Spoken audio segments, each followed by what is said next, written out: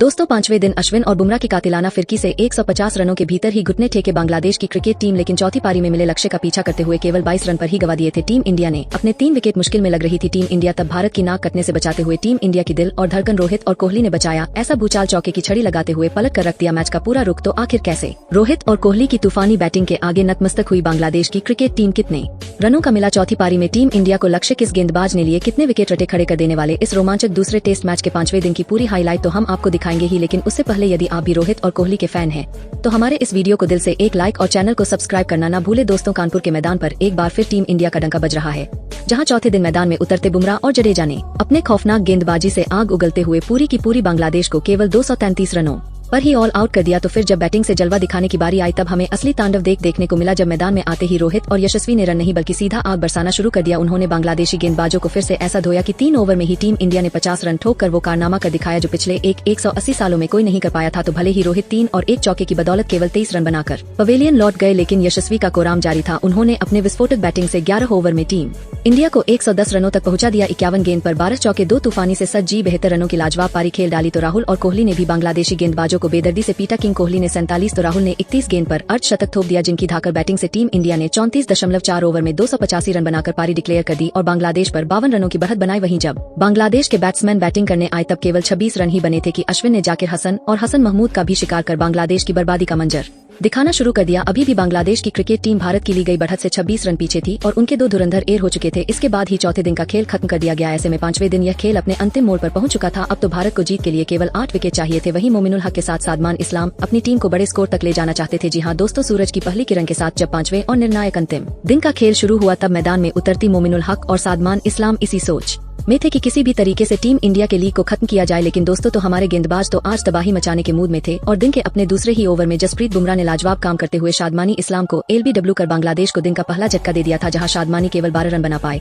और 34 के स्कोर पर ही बांग्लादेश को तीसरा झटका लग गया। तो ये तो शुरुआत थी। जसप्रीत बुमराह के सर पर तो खून सवार था और अकेले उन्होंने बांग्लादेश के पूरे बैटिंग क्रम की धज्जियां उड़ाने का मन बनाया था। हुआ ये कि जसप्रीत बुमराह पारी का जब 18वां ओवर करवाने के लिए आए तो इसी ओवर की तीसरी गेंद पर आउटसाइड ऑफ लेंथ की गेंद जसप्रीत बुमराह ने करवाई, जिस पर मोमिनुल हक पूरी तरह से बहुचक्के हो गए और 9 रन बनाकर खेल रहे मोमिनुल अपने बल्ले का भारी किनारा खोल बैठे और गेंद बल्ले से लगकर पीछे खड़े स्लिप में रोहित शर्मा के हाथ में चली गई और रोहित ने यह दमदार कैच पकड़कर भारतीय टीम को चौथी बड़ी सफलता दिलाई और इस दौरान मोमिन 9 रन बनाकर आउट हुए। अब जसप्रीत बुमराह फॉर्म में आ चुके थे। वहीं 4 बड़े विकेट बांग्लादेश की टीम ने गंवाने के बाद यह फैसला किया कि वो मैच को थोड़ा धीमे आगे बढ़ाएंगे। अब यहाँ बांग्लादेश के 2 सबसे बड़े बल्लेबाज मुशफिकुर रहीम और शाकिब अल हसन ने मिलकर साझेदारी को आगे बढ़ाना शुरू किया। अब फिर से एक छोटी सी साझेदारी पनपती हुई नजर आने लग गई और इसी के साथ टीम इंडिया की लीग भी खत्म हुई। अब इन दोनों ने भारत को लक्ष्य देना शुरू कर दिया था। यहाँ पर भारतीय टीम पर अभी भी दबाव बनता चला गया, क्योंकि दोस्तों, बांग्लादेशी खिलाड़ी अगर अपने विकेट नहीं देंगे तो भारतीय क्रिकेट टीम मुश्किल में फंस सकती है। बांग्लादेश 80 रनों की पार थी। ऐसे में हार मानकर एक बार फिर अभी यहाँ विकेट लेने के लिए रोहित ने जसप्रीत बुमराह को बुलाया, लेकिन दोस्तों, इस बार जसप्रीत बुमराह को जैसा चमत्कार कर देंगे इसका अंदाजा किसी को नहीं था। दरअसल दोस्तों, जसप्रीत बुमराह ने आते से ही शाकिब अल हसन, जो कि 24 रन बनाकर नाबाद खेल रहे थे, उनके रूप में 5वां झटका बांग्लादेश की टीम को दिया। अब उनका सबसे सीनियर खिलाड़ी जब आउट हो गया तो दोस्तों, जसप्रीत बुमराह की ऐसी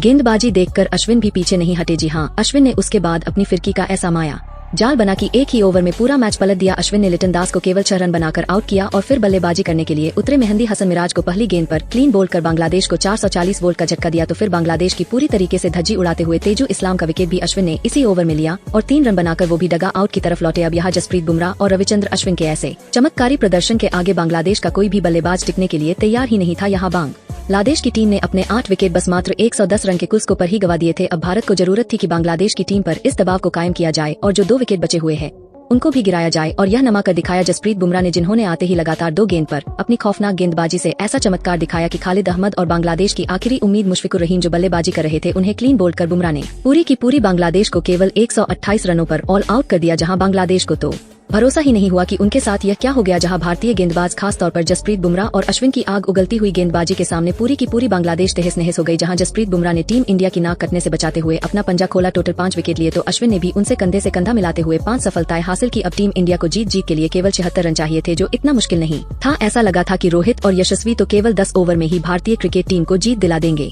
लेकिन इस मैच में तो कुछ ऐसा हो जाएगा कोई सोच भी नहीं सकता था। जी हां, दरअसल आपको बता दे, भारत के लिए जब पारी की शुरुआत करने के लिए रोहित शर्मा के साथ यशस्वी जायसवाल उतरे तो यहाँ पर इन दोनों बल्लेबाजों की बस यही जिम्मेदारी थी कि जल्द से जल्द भारत को जीत दिलाए। लेकिन दोस्तों, यशस्वी जायसवाल जिनका फॉर्म शानदार चल रहा है, वो आज के मुकाबले में फिर से फंसते हुए नजर आए। जब यशस्वी जायसवाल 3 रन पर खेल रहे थे तभी हसन महमूद ने आकर यशस्वी को चलता किया। तो दोस्तों, शुभमंगल को भी हसन महमूद ने इसी ओवर की चौथी गेंद पर फंस लिया और यहाँ शुभमन गिल मात्र 1 रन बनाकर ही आउट हुए। अब दोस्तों 2 बड़े विकेट गिर जाने के बाद टीम इंडिया पर दबाव बनता चला जा रहा था। अब कप्तान रोहित शर्मा तो ये बिल्कुल नहीं कर सकते थे कि इतने प्रेस में विराट कोहली को भेजे, इसीलिए उन्होंने फैसला किया कि केएल राहुल को उतारा जाएगा। और दोस्तों अब राहुल यहाँ बल्लेबाजी के लिए उतरे, उनके पास मौका था टीम इंडिया को अपने हाथों से जीत दिलाई और एक अच्छी पारी खेले, लेकिन दोस्तों शायद राहुल की किस्मत ही खराब चल रही है।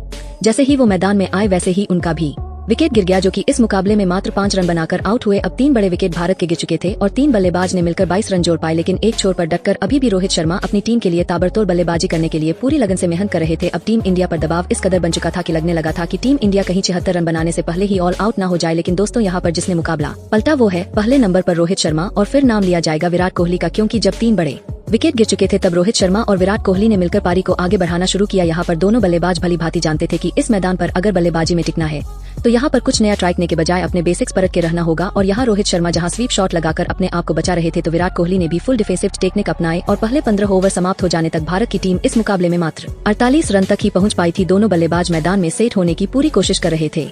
अब रोहित शर्मा और विराट कोहली पर पूरा दारमदार था यहाँ से मैच को जल्द से जल्द खत्म करें। और दोस्तों शायद इरादे रोहित शर्मा और विराट कोहली के कुछ और ही थे। जैसे ही लंच ब्रेक समाप्त हुआ, रोहित शर्मा ने आते से ही चौकों की झड़ी लगा दी, जहाँ रोहित शर्मा बखूबी जानते थे कि वो इस मैदान पर कुछ नया कारनामा कर सकते हैं और वो रुकने वालों में से नहीं है। जहाँ रोहित शर्मा ने चौकों की ऐसी बरसात कर डाली कि पूरा मुकाबला एक तरफ पलट गया। शाकिब अल हसन के 1 ओवर में रोहित शर्मा ने लगातार 2 चौके और 1 तूफानी उड़ा टीम इंडिया को ऑलमोस्ट जीत दिला दी थी। अब केवल 3 रन भारत को जीत के लिए चाहिए थे और स्ट्राइक पर थे विराट कोहली। उन्होंने बिल्कुल भी देर नहीं लगाई, हसन महमूद के सिर के ऊपर से तूफानी जड़कर किंग कोहली ने टीम इंडिया को धोनी के अंदाज में ऐतिहासिक जीत दिला दी थी। और इसी के साथ बांग्लादेश का पूरी तरीके से इस सीरीज में सफाया कर दिया था, वो भी दिन के पहले ही 2 सेशन खत्म होने से पहले, यानी कि टीम इंडिया ने कुल मिलाकर 2 दिनों में ही मैच को समाप्त कर दिया था। जहाँ बांग्लादेशी क्रिकेट टीम खून के आंसू रो रही थी तो पूरा स्टेडियम इंडिया इंडिया के नारों से गूंज रहा था, क्योंकि टीम इंडिया ने 2-0 से सीरीज को अपने नाम कर बांग्लादेश का सुपड़ा साफ कर दिया था। ऐसे में दोस्तों अब आप रोहित शर्मा और विराट कोहली की शानदार बैटिंग को 10 में से कितने नंबर देंगे, हमें नीचे कमेंट करके जरूर बताएं। और ऐसी शानदार खबरों के लिए चैनल को सब्सक्राइब जरूर करें। धन्यवाद।